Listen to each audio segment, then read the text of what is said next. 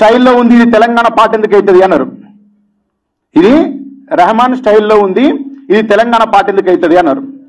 అన్నప్పుడు నేను అందరి దగ్గర తిరిగి విసిగిపోయిన తర్వాత న్యూస్ లో, అప్పుడు రాజ్ న్యూస్ ఉండే, రాజ్ న్యూస్ లో ఒక సీడీ ఇచ్చొచ్చిన. ఆ సీడీ జనార్దన్ అక్కకు వినిపిస్తే పిలిపించి మాట్లాడేటప్పుడు మాకు ఇంత సపోర్ట్ చేసింది. ఆ సపోర్ట్ చేసినప్పుడు ఆ పాటను తీసుకెళ్ళి నేను ఇస్తున్నా అంటే కూడా అక్క నన్ను ఒక్క మాట అనకుండా ఇచ్చే తమ్ముడు నీకు ఉపయోగపడుతుంది కదా కానిచ్చే అని చెప్పింది. అదే పాట జనని జనని జనని జై తెలంగాణ, నీ వంటి తల్లి లేదే జగతిలోనా, కంటి పాపల్లోన మా ఇంటి తీసి, నీ ఒంటి మీద పొంగే నవధాన్య రాసి, దిరనన దిరనన దిరన దిరనన దిరనన దిరనన దిరనన.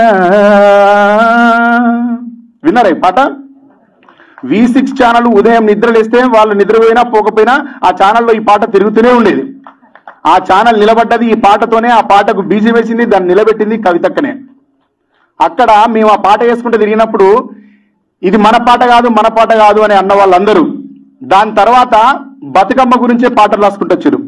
బతుకమ్మ పాట రాయని ఛానల్ లేదు, కవి లేడు, గాయకుడు లేడు. తెలంగాణ అంతా బిజీ అయిపోయింది నిజంగానే. అది ఇక్కడి నుంచి ఎక్కడి దాకా పోయింది అంటే ప్రపంచ నలుమూలలో పోయింది.